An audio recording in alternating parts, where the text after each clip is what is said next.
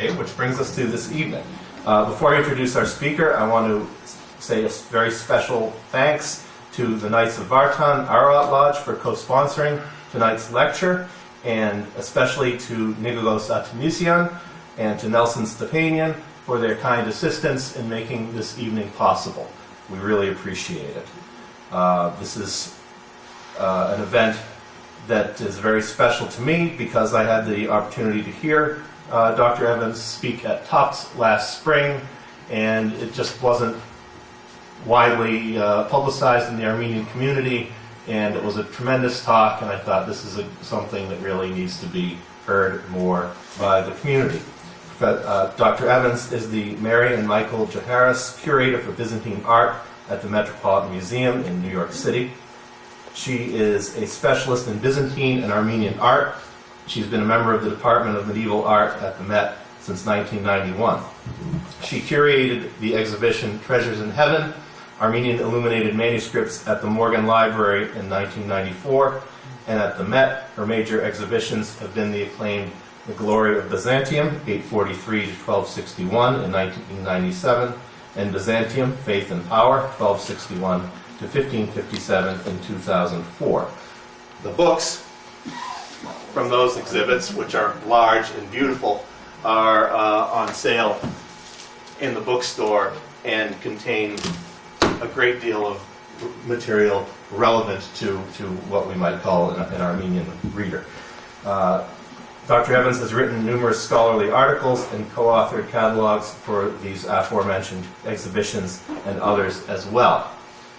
She received her master's degree and doctorate from the Institute of Fine Arts in New York University, and her dissertation was entitled Manuscript Illumination at the Armenian Patriarchate in Hrombla and the West. She has taught at the Institute of Fine Arts at Columbia University, the University of Chicago, Oberlin College, and has lectured extensively in Europe and the United States. She is a founding member of the American Association of Museum Curators, and really this is just scratching the surface of her many achievements and qualifications. So please welcome Dr. Evans here tonight. Thanks.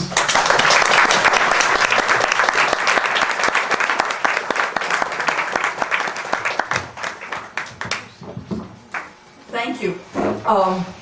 It's a great pleasure to be speaking here tonight. I was reading all of the documents on the history of this organization a few minutes ago, and I hadn't realized that it was a creation of the 1950s. I assumed that I thought it was decades older if I'd ever actually thought about it.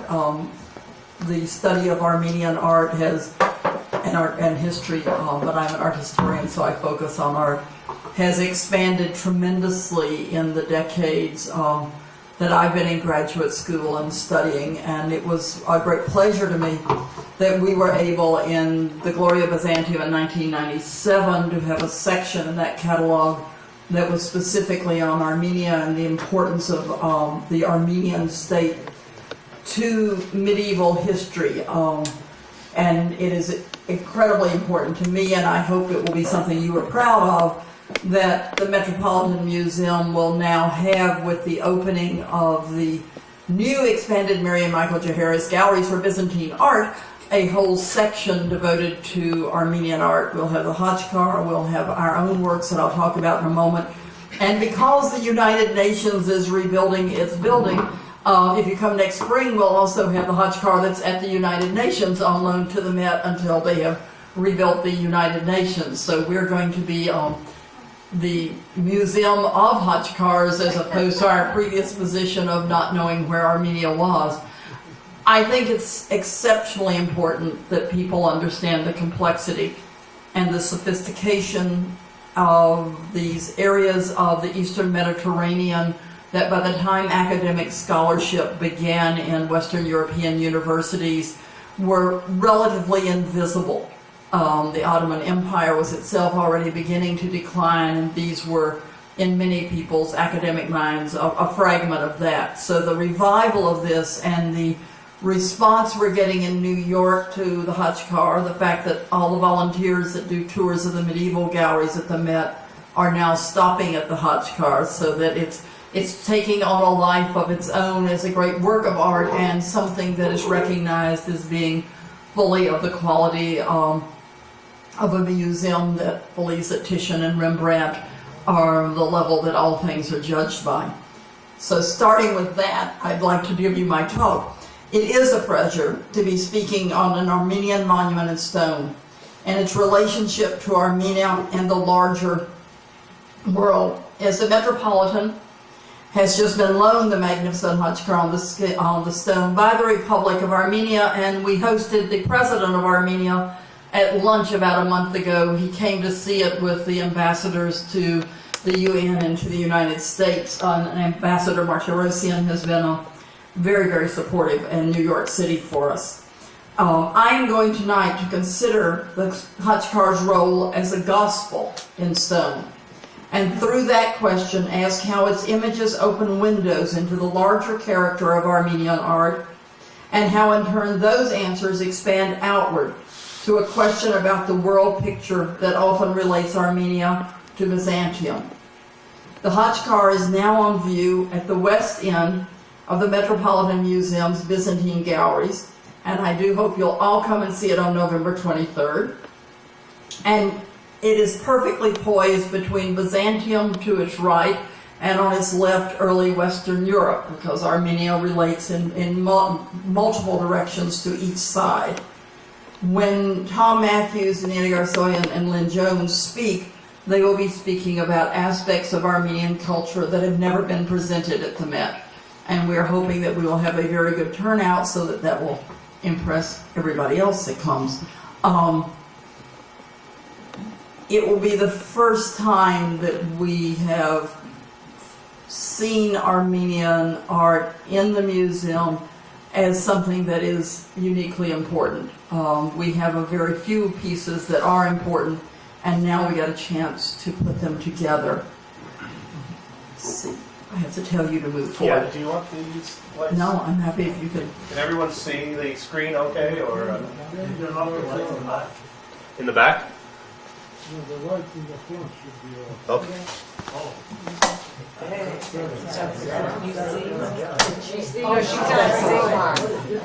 Is that okay? I can freelance. This is the problem with people that use pictures. You're used to being able to sit in the light and have the reader read it without a problem for you. This is our Khachkar. It's actually Armenia's Khachkar, and it's an extremely generous act of the Republic of Armenia to lend it to us. The origin of Khachkars is uncertain. When they become most popular in Armenia is in the medieval period, and it is possible that they... I've lost a whole paragraph, sorry. Khachkars are generally recognized as an outstanding expression of Armenian art, ones that we consider without parallels in Byzantium. They are thought to have been one of the most typical means by which medieval Armenians marked deaths, prayers, special events, and acts of devotion. The museum's Khachkar on the screen is from Lori, in the north of modern Armenia, a region that borders on modern Georgia. It may have been made as a grave marker or in recognition of a special event. There's no inscription to guarantee that it is an Armenian work. How then do we know why it is Armenian, and how and why would I relate it to a gospel book? Next slide. Next slide. The origin of Armenian Khachkars is uncertain. When they become most popular, it is in the medieval period, but it is probable that they were inspired by stone monuments decorated with crosses from Greater Syria. Here you see a carving from a mausoleum at Tel Sanan that is similar in decoration to many of the early Khachkars, and you would have images that Lucy Dermanwellian generously sent me yesterday at the Metropolitan, day before yesterday at the Metropolitan Museum, but we installed cases yesterday and I did not manage to get them into this talk. So when you come November 23rd, I'm going to use them as a background on the screen in the Met's auditorium. This mausoleum from Tel Sanan dates to the period when Syrian churches were a major influence on the development of the architecture of early Armenian churches, and when the Armenian alphabet was developed in a Syrian milieu for the translation of the Gospels into Armenian. Or the next one. By the medieval period, Khachkars were carved into the stone faces of many Armenian monasteries, as here at Gegard in central Armenia, with others standing as independent markers in cemeteries throughout the land. Next slide. As here in a picture I took December a year ago near Lake Sivan, where they're just, I think, incredibly evocative sculptural forces against the skyline. Over time, some Khachkars became known as next miracle-working images, like this Khachkar of 1273, installed by a door at the great monastery of Hagvat in Lori, where a detailed depiction of the descent of Christ from the cross is carved on its face. The belief in the power of such Khachkars to heal or to respond to prayers makes them Armenian variants on miracle-working icons venerated in Byzantium, for the Armenian church historically did not approve of icons. Next. The Lori Khachkar was carved in the late 12th, possibly the very early 13th century. We know the probable end date for the work because the region fell to the Mongols in 1238 and was almost certainly too devastated to have had the wealth to produce a masterpiece like this for many years after that. The fall of Lori was recorded in his History of Armenia by the 13th century Armenian historian Khachkar, and you're going to just have to live with my pronunciations, Ganzaketsi, who experienced the Mongol invasion firsthand. As the Khachkar was found in Lori, it is unlikely that it was produced anywhere else. It's a mountain valley, it has very high surrounding hills, and the basalt it's made of is local to the region, so it's almost certainly a local product. I would argue, what I will argue tonight to you, is that the Khachkar is an elegant and moving evocation of a gospel in stone, a depiction of the promise of salvation through the Word of God. And this is most appropriate because the Gospels have always been central to the Armenian faith, and it is the Gospels which are venerated most specifically in the Armenian tradition of the Middle Ages. It is the decoration, next, of this Khachkar that makes explicit the relevance of the Gospels to the monumental image of the cross. At the base, as you see here, there are four heads, the symbols of the four evangelists. An angel's head is at the top, and then below it on the left is a fat-faced, friendly little lion. And across the bottom on its side is an ox. It's hard to see. You have to... Other way. You have to find the eyes and the nostrils, and then the horns make sense as an ox's head. I originally thought it was a scorpion. And then above you have an eagle's head in profile. So you have these four symbols that are universal symbols of the evangelists. Can we the next one? The presence of the evangelist symbols is not new in Armenian art. They were very popular in the medieval period, probably through the manuscript tradition of Armenian Cilicia. Here in the Lvov Gospel of 1198, you see the eagle, and then the lion, the little ox, and over at the end of the head is, at the end of the tip of the letter is the head of Matthew. This manuscript, next one, in Chibet letter, is repeated about 1300 in Greater Armenia in the monastery of Noravan in Swinik in the same pattern but with a movement of the letters. The angel moves to the top, so Matthew, and then the lion of Mark and the ox of Luke, and the culmination at the tip is the eagle of John, the summation of the Gospels. The importance in this manuscript, which belongs to the Metropolitan Museum and you would see on November 23rd, the importance of the evangelist symbols is emphasized because they're repeated in this elaborate headpiece.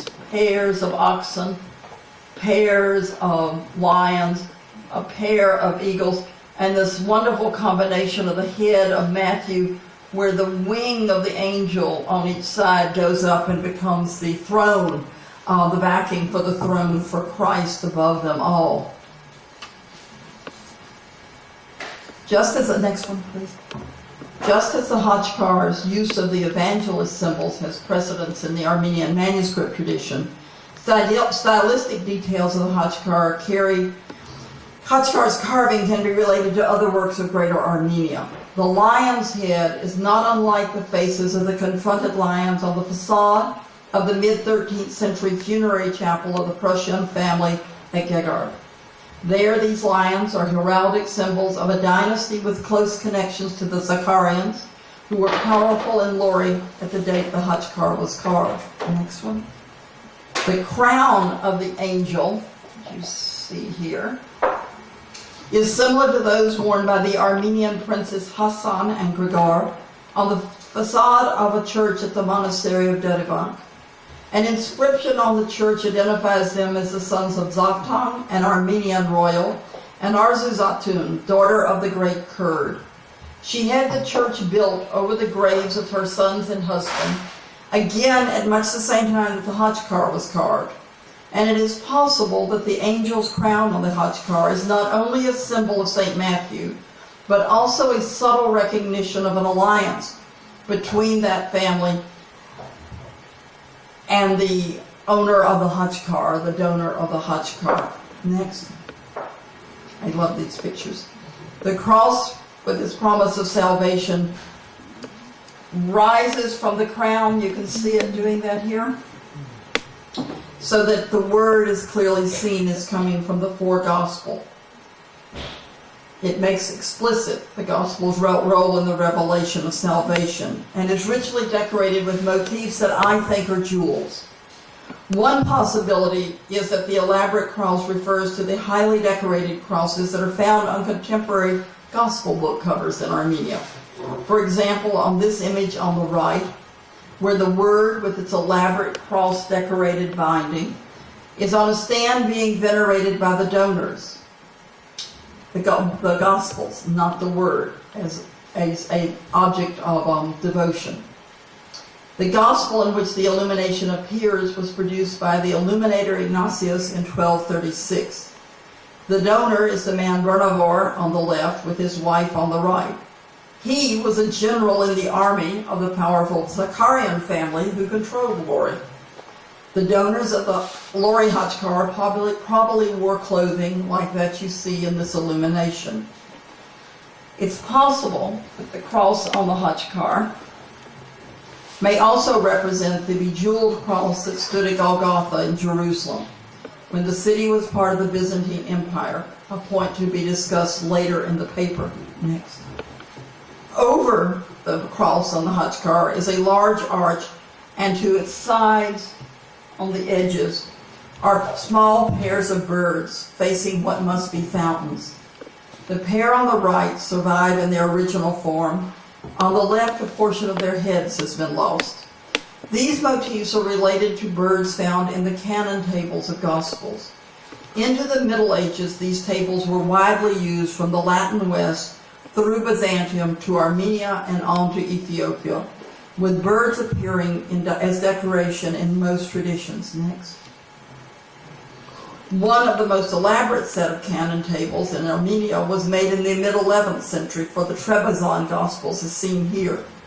Very Byzantine in style, the top of the tables presents confronted birds, perhaps peafowls, approaching a fountain, as seen in a much more compact form on the Khachkar. Next. The tradition can be seen even earlier in Armenia in less elaborate manuscripts, as here on the Sanassarian Gospels of 986 on the left, and then 300 years later, very similar ones are found on the architectural decoration of an Armenian church on the top of a sundial carved in the late 13th century. So certainly, confronted birds are not only in Armenia, that they are in Christian art far beyond the Armenian tradition and cannot be explained totally within the Armenian tradition. Rather, the issue should be, what, if anything, do birds mean in an Armenian religious context? Next. A key to the origin of the popularity of birds in Armenian art is found not in Armenia, but in Jerusalem, where there is evidence of an extended Armenian presence over the centuries. Outside the Damascus Gate, on the way north to Armenia, there survives the mosaic floor of a small Armenian funerary chapel. The interlaced ronceau pattern of the design is typical of floors found throughout the Byzantine Empire in the 6th century. Next, please. As seen in this far more elaborate version of the floor from a church built by the Byzantine Emperor Justinian in modern Libya, where I was a year ago. Next. It is the inscription on the top of this floor in the Armenian alphabet, saying, "To the memory and salvation of all Armenians whose names the Lord knows," that raises the issue of the meaning of the floor's image to specifically Armenian Christians. Next. Generally, these ronceau floors are filled with birds and beasts of all types. The Armenian floor is different. It displays only birds. In early Armenian Christian texts, birds are clearly identified as symbols of the resurrected, those who were good in life. The mid-5th century Armenian Agatangelos, in his teachings of St. Gregory, the saint who converted the Armenians to Christianity, describes birds as the just, the resurrected, symbols of those who would attain heaven. They are, quote, nature's trumpet, giving warning to all of the Lord's coming in the resurrection of the dead. In the divine liturgy of the Armenian Church, a prayer for the repose of the dead describes mankind as being adorned with new feathers at the resurrection. I have argued elsewhere that this understanding of birds as representing the souls of the resurrected was inspired by the understanding of birds as part of the good in the Zoroastrian faith, the official religion of Persia, which controlled much of Armenia at roughly the same period that this mosaic floor was laid. Next one. At the time the floor was constructed, a bejeweled cross stood nearby on Golgotha in Jerusalem, containing what was believed to be part of the true cross upon which Christ was crucified. Within a century, the Persian army would have looted the city and taken the cross to that empire's capital at Ctesiphon near Baghdad. The Byzantine Emperor Heraclios, who rescued the cross, is intimately linked to Armenia. Walter Kege's recent study of Heraclius identifies his father as an Armenian and even proposes that Heraclius may have spent time in the region as a youth while his father commanded the Byzantine Armenia there. The father, one of the many Armenians who formed much of the Byzantine army, ultimately governed the southernmost territory of the empire, the lands of North Africa. Heraclius would go from modern Libya to claim the imperial mantle of Byzantium, about a century after the ronceau pattern floor that I showed earlier was laid there. Next. For the medieval centuries, the only image of a Byzantine general in military dress that survives is this portrait from a gospel book that is often included in the canon of Armenia's visual voice. The Adrianople Gospels were written in Armenia in 1007, but the officer is of sufficient rank in the Byzantine army that he must have taken an oath of loyalty to the Orthodox Church of the Empire, because you could not achieve high rank without taking an oath of loyalty to the Orthodox Church. The scribe Khachkar produced the work in Adrianople and Thrace. It has been suggested that a Byzantine artist may have produced the image of the Virgin and Child. A later owner, a consul, added the Greek inscription by the donor portrait, but an Armenian inscription nearby, which has been largely erased, may have referred to the original donor, Johannes. He is described in the text as a ranking officer of the Emperor Basil II and Proximos of Duke Thracium. The work is an expression of a duality that needs further study. The general, whose gospel book is written in Armenian, served an emperor who was a descendant of the half-Armenian Byzantine Emperor Basil I, and a duke whose family is also thought to have been of Armenian origin. The gospel book in the portrait then should be best understood like the earlier Emperor Heraclios, is representing a bridge between two cultures. That of the Armenian world from which the emperor and the general emerged, and that of the empire which they served loyally. Next. The next part is heavily drawn from Christina Moranchi's excellent article in the Art Bulletin. Throughout the rule of the dynasty that Basil established, and throughout the medieval Byzantine period in general, the most important diplomatic gift that a Christian ally of the Byzantine Empire could obtain was a relic of the True Cross. The True Cross relics in Jerusalem that had been rescued from the Persians by Heraclius had then been brought to Constantinople for safekeeping. According to some scholars, one of the rare depictions of the return of the True Cross to Jerusalem is shown on this lintel, with Heraclius and his horse here, I gave you two versions so you can try to read it, and the Patriarch of Jerusalem, Modestus, to the right with a censer as it's being replanted on Golgotha. The lintel is over an entrance to the Armenian church that Christina has studied at Rennes, which was built about 640, a decade after the return of the True Cross to Jerusalem, and only a few years after that cross was removed by Heraclius to Constantinople.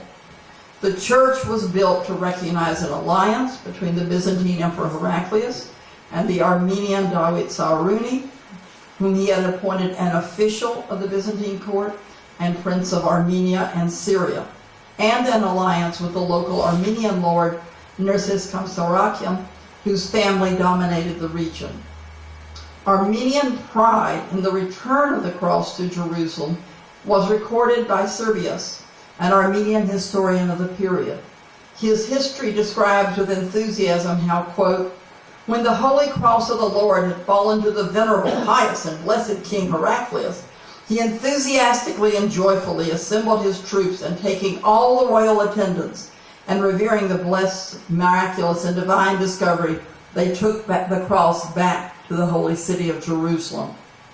Heraclius' reign was noted for his efforts to bring all Christians into alliance with the Church of Constantinople. Christina has suggested that this image may have had a dual identity. I believe she most convincingly argues that the Byzantine army stationed in the area might well have understood the image as referring to Heraclius and the True Cross, and thus considered it to be a symbol of Armenian acceptance of the authority of Constantinople, while Armenians, on the other hand, would have recognized in it part of the dedication ceremony for an Armenian church, and thus would have seen it as a specifically Armenian monument tied to the Armenian theological tradition. Next. The unusually extensive and elaborate portal decoration on another entrance to the ruined church supports a dual interpretation of the site. Based on Byzantine models found in the apse of churches, the portal represents the archangels Michael and Gabriel over a row of figures with Christ here, flanked by Saints Peter's and Paul, with the bishop and the donors in formal regional dress at the outside edges. The role of Christ as the giver of authority is made clear here, as Peter and Paul receive the law from Christ, and they by extension give authority to the Armenian rulers to the sides. The presence of these images on this church, which in most details is typical of what we consider to be canonical quote-unquote Armenian architecture, is evidence of the interrelations between people that we as a generation of scholars today are increasingly committed to understanding. Next. To return to the Khachkar now in the Metropolitan Museum, if the cross is meant to refer to the jeweled cross of Golgotha, it is a memorial to that earlier period of Armenian-Byzantine relations. Yet this most Armenian image was made during a period when the Armenians of Greater Armenia, the territory within the modern Republic of Armenia, were under grave threat.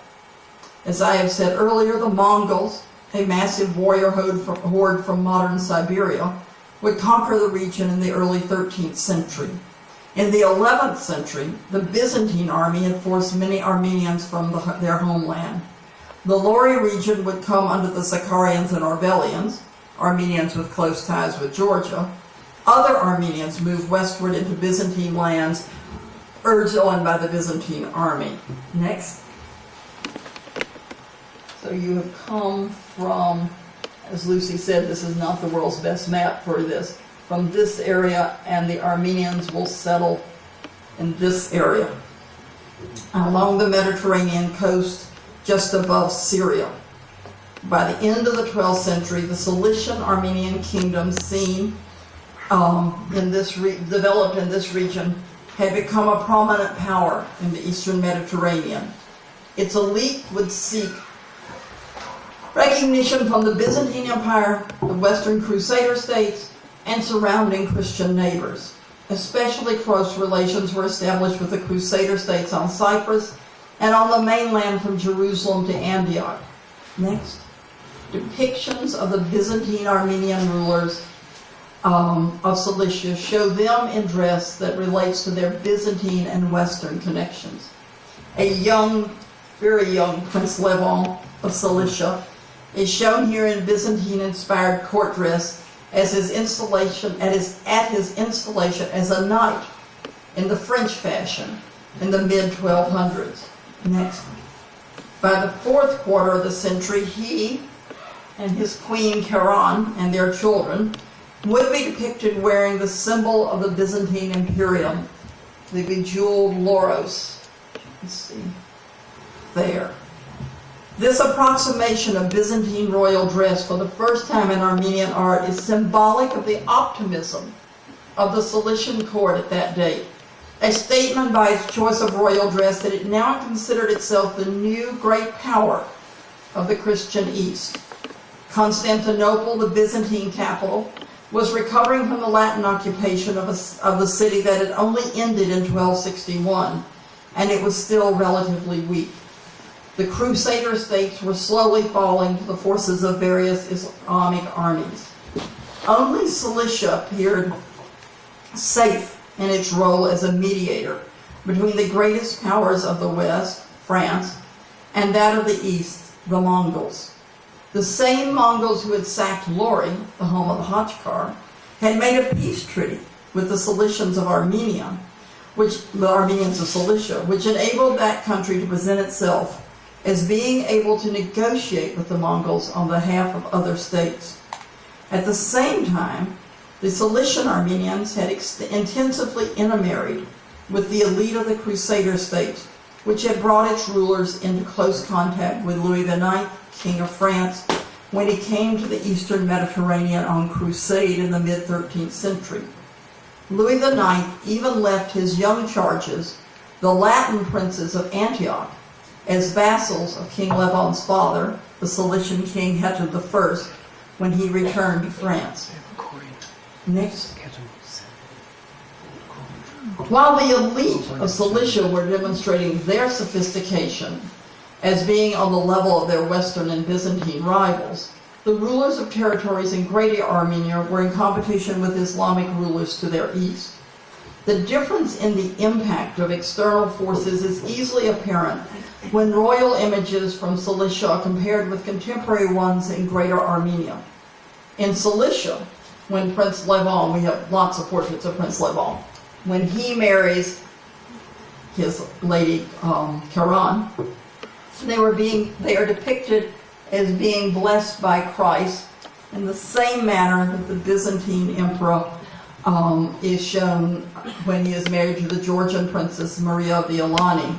The portrait shows Michael VII Dukas, but she had previously been married to Nicephorus III Boniates, and we think that they simply erased one face and replaced it with the next husband. One way to do a divorce. Next, please. In contrast, in Greater Armenia, Ganjazar, at much the same date, the prince Hassan Jalal is shown seated cross-legged in the Eastern tradition on the dome of his church, holding a model of the church as evidence of his gift. It is important to note that these differing Armenian traditions are not isolated from each other. The prince who sits cross-legged in the Eastern fashion was an ally of King Levon's father, King Hetum of Cilicia. Both were allied with the Mongols. Prince Hassan ordered a gospel for his church by the painter Ignatius, who produced the image of the kneeling donors venerating their gospel that I showed earlier. The Jalalian family, of which Prince Hassan was a member, was descended from the same princes whose image provided the crown for the angel on the Khachkar. The painter Ignatius worked for Armenian lords with close ties to Georgians who were under Mongol control. Cilicia was allied with the Crusaders and the Byzantines. The contacts that extend from these images then reach from Siberia, where the Mongols originated, and the Armenians visited to France. In studying Armenian and Byzantine art, next please, we should understand the importance of identifying what is unique to those cultures, but we should also seek to understand the interweaving between peoples that reach around the world. Much of the scholarship on Armenian and Byzantine art in the late 19th century through much of the 20th century sought to demonstrate the uniqueness of those traditions. I'm really sorry, I'm getting busy. Can you finish reading this? I don't know why, but I am. Yes. I apologize.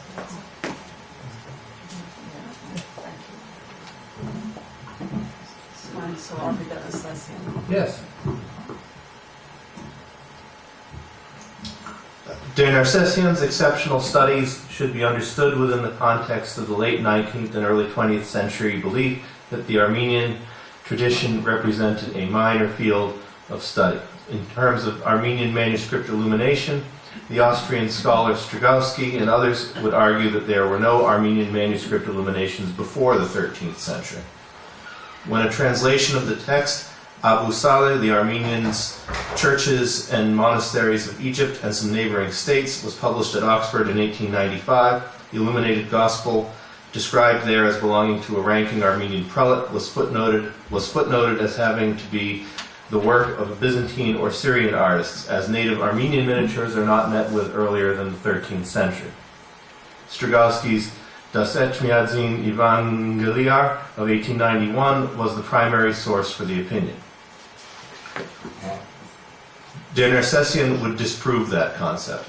She ultimately convincingly proved that the four illuminations at the beginning of the Etchmiadzin Gospel were of the 7th century, illuminations dating to the time of the cathedral at Meran and the victories of the Byzantine Armenian Emperor Heraclios against the Persians. Thomas Matthews would later note that one of the images, the Adoration of the Magi, seen here, is it? Mm-hmm. That's seen here, made a specific comment on its era. The Magi are dressed in the garb of the Persian Zoroastrian priest kings who had long threatened both Byzantium and Armenia. He noted that as the scene shows them bowing to Christ, they are also bowing to the Armenians who believed in them. Okay. It's the end. I just didn't want to be dramatic, any more dramatic. In returning to the Khachkar from Lori, I would argue that its images too were meant to speak to Armenians of their faith and of the importance of the Gospels as the messenger of the way to salvation. In this, it is a gospel book in stone, the text reduced to the symbols of the evangelists as found on incipit letters and the brief references to the canon tables made by the images of the birds at the top. The promise of mankind's salvation through the sacrifice of Christ is writ large by the monumental cross. This compelling image of the message of the Gospels, the promise of salvation, articulates eloquently the Armenian emphasis on the importance of the Word. You sure? Yes. Okay. I'm really sorry. I have been installing an exhibition, which I also hope you will see when you come on the 23rd. 300 works in honor of Philippe de Montebello, retiring director of the Met, which I did in 6 months, and I've given up on sleep. I thought that I was going to make it, but I didn't. This Khachkar is important enough that I came tonight instead of copping out, which I did consider last week.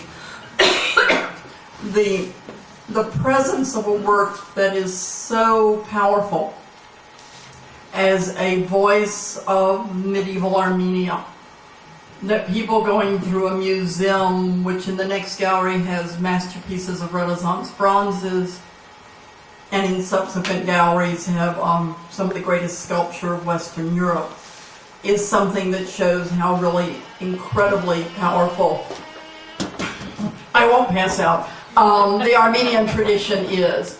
And I was really quite moved tonight to realize that it was only in 1959 that you all in this organization began, or 1956, to push in American academic communities for a greater study of this tradition. And what I think Christina Moranci and I are both very proud of, I hope I'm speaking correctly for her, is that discussions of Armenian art are no longer limited to Armenian groups. I just gave essentially this talk at Princeton in a program on, it was supposed to be gospel book illumination, so I did a gospel in stone that was throughout the world in the Middle Ages. You're moving from being a peripheral state that the 19th century considered irrelevant to being a state that is considered to have been highly relevant and often very powerful in the Middle Ages. And the fate of Armenia in the 18th century or the 19th century no longer defines what you were in the 13th century, where I think the Armenians of Cilicia, whom I study, genuinely thought that they were going to be the power brokers of the world. They were wrong, but nobody knows they're wrong until they discover it down the road. At their peak, they had every reason to think that they were going to succeed quite well. And this Khachkar speaks to the ambitions of the people of Lori and their belief in their future as a very successful people. So I apologize for my dramatics sitting down, and I appreciate this opportunity to speak to you very much.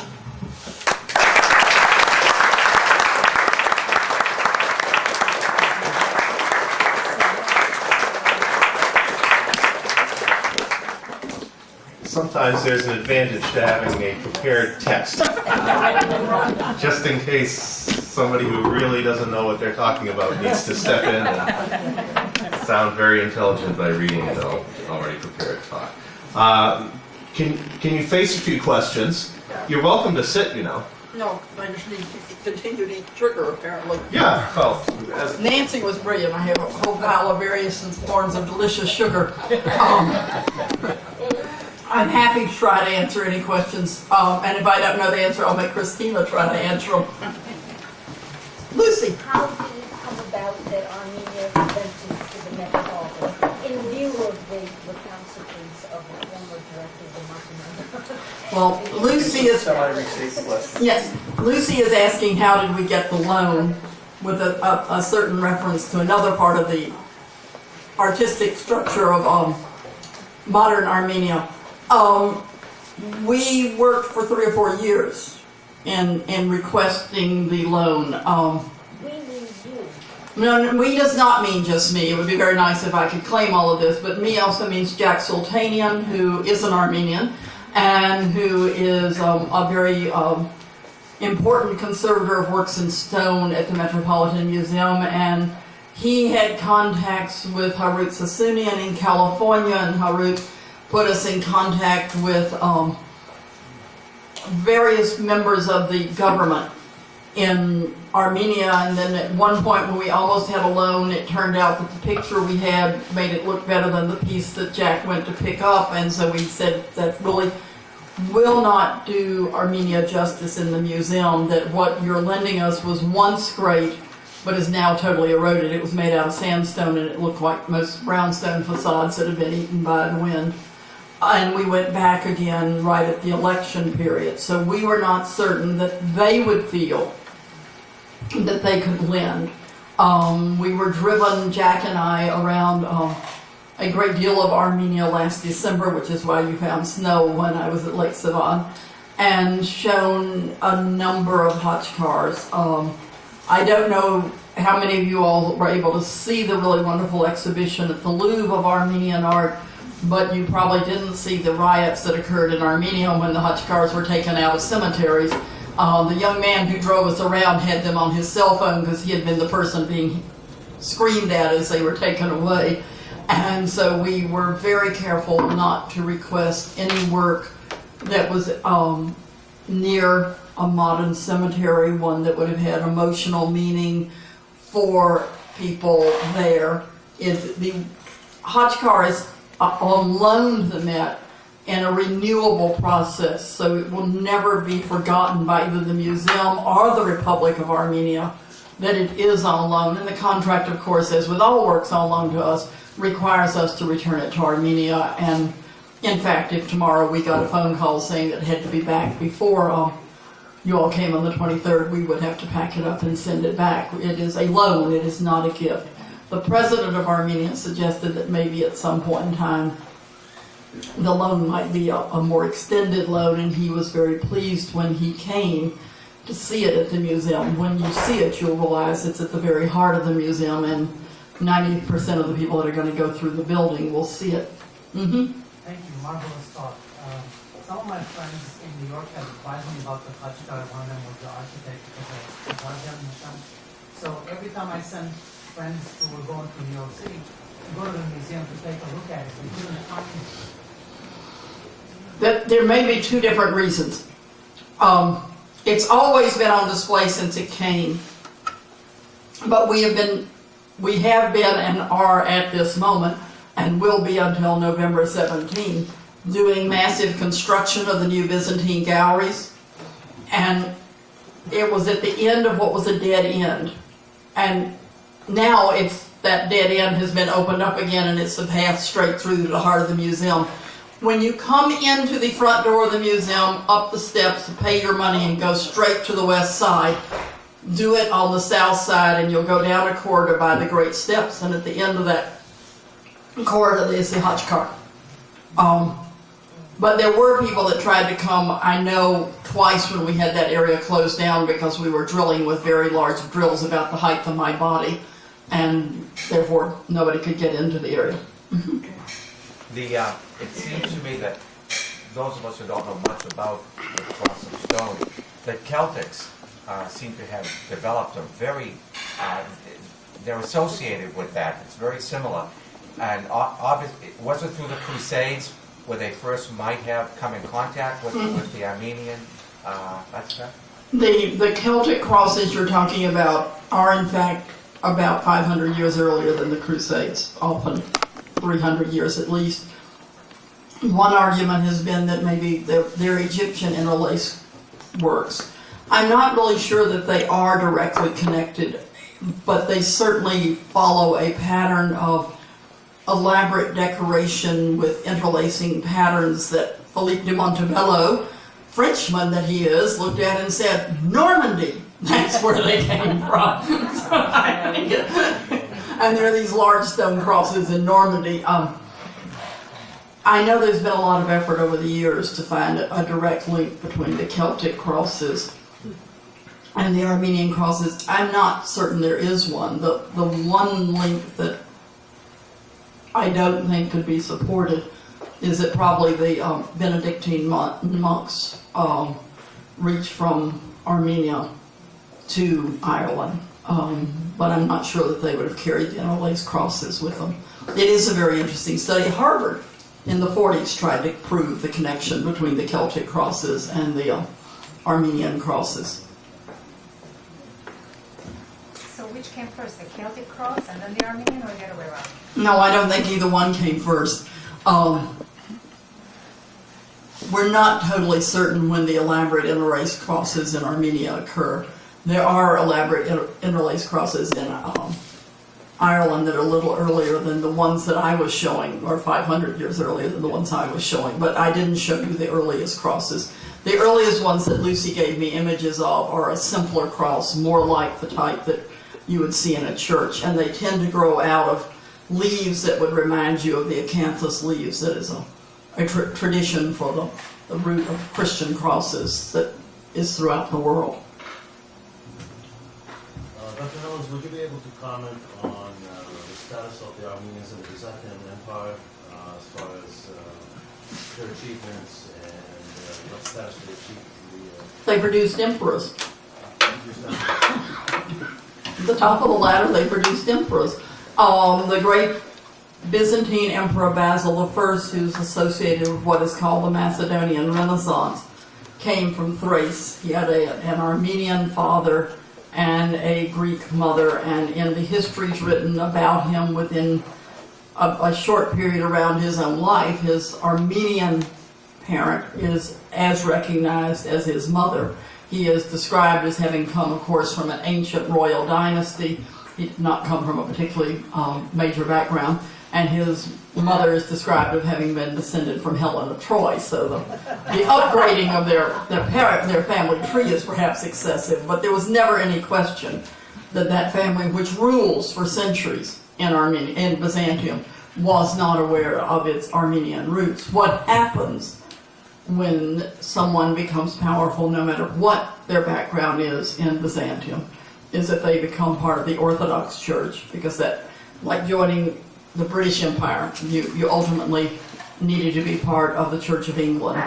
And you probably were remarkably unliked in Armenia itself at different times, as you took the side of the Byzantine Imperium, even though your relatives were living in Armenia. That's not totally unique in the way people deal with moving elsewhere throughout history. The bulk of, or not the bulk, but a great portion of the Byzantine army on the eastern frontier was Armenian. And you have many men of very high rank and women of high rank. The Armenians are, I'm sure they're Armenians ditch diggers, but the Armenians that we know about represent an elite and powerful part of the Byzantine structure, as well as representing an independent movement within Armenian territories itself. Lucy. I just a comment on that. Although we know that a few years ago there was a conference on the year 1000, and they were celebrating the Empress Theophano of the Holy Roman Empire, who was Armenian. And when they published the book, some erudite scholars, there's a chapter on her upbringing, mentioned that they know nothing, very little about her, until she came to the West. They mentioned Basil, didn't mention he was Armenian. And as I looked through, incredible, I was just incredulous that in this chapter there would not be that mention. I looked in the index and the word Armenia didn't appear in the index. And this is, within the last 15 years that came along. It's earlier than that. I went to the Met in 91 and it was already over. But yes, I mean, part of what has happened, and it's not altogether clear all the different reasons, but one certain reason is that Greek nationalism has preferred to argue that everybody who lived in the Byzantine Empire was Greek, which is about as rational as saying that everybody who lives in America is English. Many are, but it is not a requirement of being an American. Walter Kagi, the reverse of this is that Walter Kagi in his book is now recognizing that Heraclios is from an Armenian family. It's a change in the tenure of how we're looking at the history. Judith Herring wrote that chapter, and she just came out with a book on Byzantium. And Judith Herring is funded by Greeks. Well, I mean, it was incredible. She mentioned that some of the emperors came from the east, and Basil was an Armenian, and 5 more mentions it, and nothing about the whole Macedonian dynasty or anything. And she just curated this exhibit that opened in London. No. Have you seen The Royal Academy Byzantium show is curated by Robin Cormack. Yes, okay, Robin, but she was involved in some of it. Well, Judith Herring, for those of you who don't know, is a leading figure in Byzantine studies in London. She's just retired from the University of London. Christina Moranci represents the next generation, and the scholars that she talks to are more willing to discuss the complexity of Byzantine civilization. But in answer to what Lucy is talking about, since I have not seen the Royal Academy show, but I am incredibly happy that The Economist did not like it and liked my shows better. The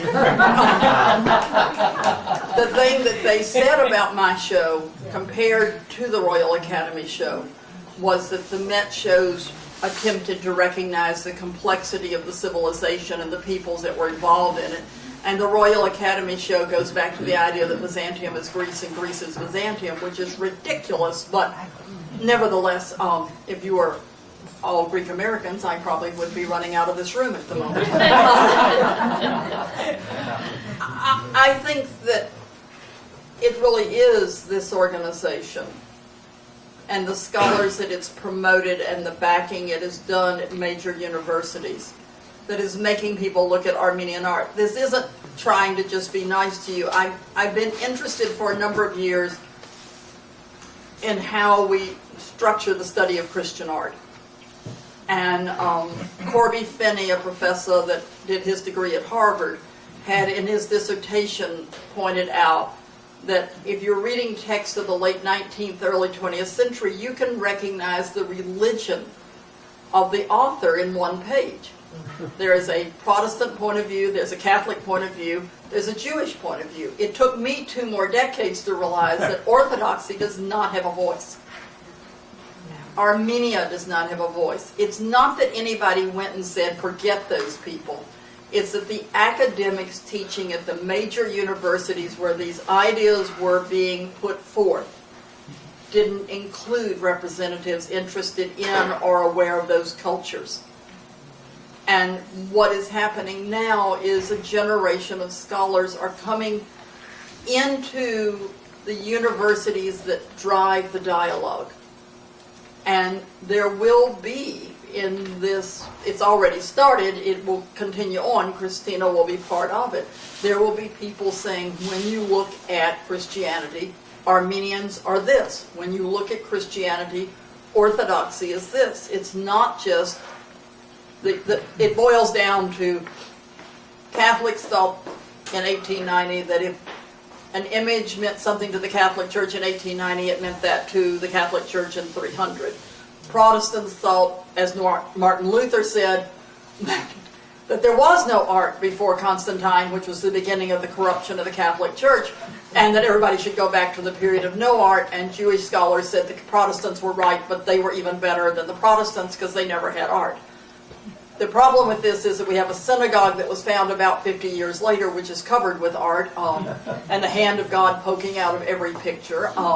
We have no earthly idea when Christianity began to have art, so it is not at all clear that the Emperor Constantine gets credit for that. And the entire question of the history of Christianity as reduced to those 3 formulas ignores the fact that Christianity does most of its early development in the Eastern Mediterranean. And that it's really perhaps more relevant to look at what Armenia is doing in 300 than what you're doing in France in 300, because you've got far more Christians in Armenia than you have in France at that date. We're moving in a way that will take us from the world that Lucy very accurately recognizes to the world that I hope will allow Christina's generation not to have that as part of the equation of the argument. And it's a thing that people like Lucy have been very involved in moving forward. The professors that you all have supported at Harvard have been very important to that. I don't think anyone ever set out to be mean and ugly. I just think that, as I argue always about the Met, which is why I think it's important the Khachkar is at the Met, if you're not there, they don't think you exist. And if you weren't teaching in Germany in 1930, your ideas didn't exist, because Germany was the center of scholarship. I hope in some way that the loan of this Khachkar, which is Armenian art, but also Christian art, brings to awareness the fact that there's tremendous destruction of Khachkars in the Caucasus region. Not that it should be a political statement, but I hope it does bring an awareness, and that the community can do something to stop this destruction. I must tell you that Ambassador Martirosyan, I was telling Nelson when he drove me out tonight, did this wonderful speech at a very small lunch that was held when the Khachkar came, and told our director, Felipe Montebello, whom he was sitting next to, that when he was a young boy studying in Armenia, that he had been taught out of Russian books, and that what they had learned about America had included that the only culture was at the Metropolitan Museum of Art. So that when he had been sent as the ambassador to the United States, he had been very excited to come to the Met. And Philippe was, of course, quite pleased with that statement. And then Ambassador Martirosyan went on to talk about the destruction of the Khachkars, and it moved Philippe enough that he has repeated it every time he's had any time to talk about the Khachkar, and he was excited enough by the arrival of the Khachkar that he had photographs made immediately. They were shown to the Board of Trustees. They've been shown at a variety of times since its arrival, where he talks about recent important acquisitions by the museum. So while we don't talk about it every day, yes, the question of destruction and of preservation has already become part of the dialogue at the highest level of the museum. However, the documentation presented to UNESCO that past year or so about the Julfa Khachkar, where the soldiers were caught on film with sledgehammers smashing the rest of them. UNESCO has done nothing, you know. So Philippe, I mean, if he could raise his voice louder and wider now that this He's retiring in January, he gets to talk more. I don't know how one altogether manages this, because of course the Bamiyan Buddhas were much larger and no one did anything about them either when they were destroyed. It raises all sorts of questions that none of us have a perfect answer for, and they get away from my topic. But is it better for a Julfa Khachkar to have left Iran and therefore to be in a museum in Paris and be preserved, or should it have stayed in Julfa art? The other level, since it's Armenian and not Persian, should it have gone to Armenia where it was never made? We don't have easy answers for that. I personally believe that things should move so that all things are not standing in one place, and therefore, even if it's an earthquake, everything doesn't get destroyed together. But on the other hand, I don't think that the Met should have gone into Lori and said, this is the one we want, we're taking it home, it's now ours.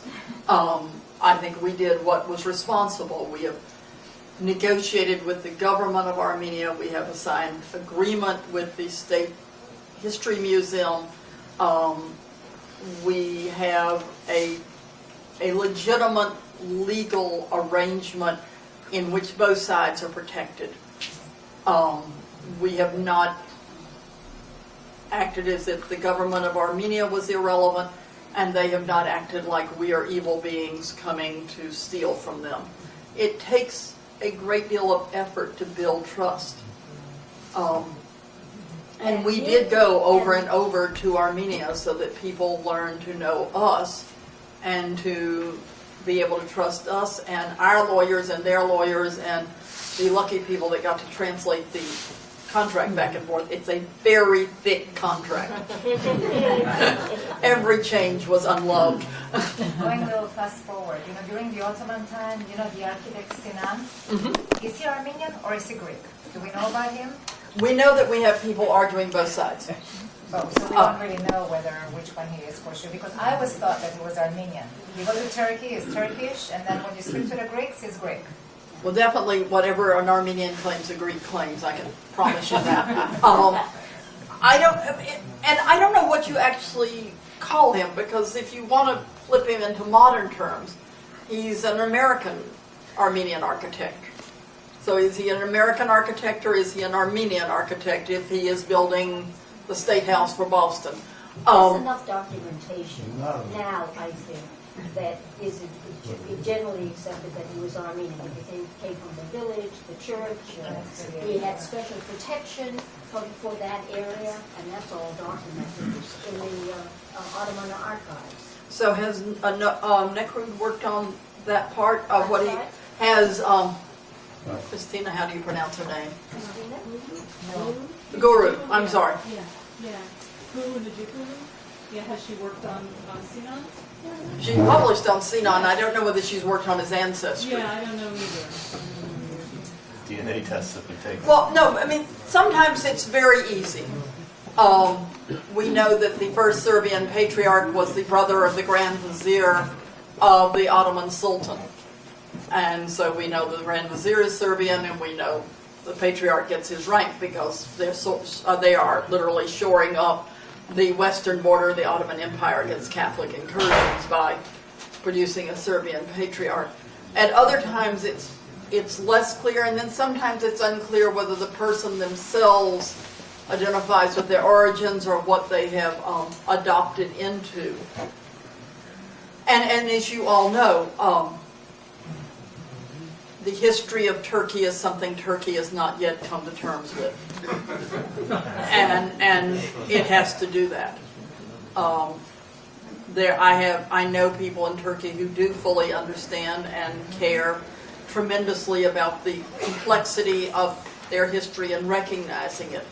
I know less well, but others who would deny it altogether. The Halmuk, the author's translator, is a woman I've met several times, and she is an American, freely, yes, and her father is the Freely Boyd of strolling through Istanbul. He was a professor at whatever Roberts College is called now, a professor of physics. She was telling me how, as she grew up in Istanbul, they had believed that there was a moment where you could be a citizen of Turkey of any background and be accepted, and how incredibly disappointed her generation is that it's gone back to that bubble in which they believed that Turkey would come to terms with itself has died. I was not living in Turkey as a teenager, nor attending Radcliffe as she did after that. I don't know what Turkey will do until it comes to terms with itself. It won't manage to go forward. And you all are a great part of what it has to come to terms with. And I would love to tell you I could solve that, but I don't know enough Turks to even begin to have a dialogue on it. In the interest of saving you, I try to decide whether I can stand up or sit down. why don't we Come have cookies. have refreshments, and thank you.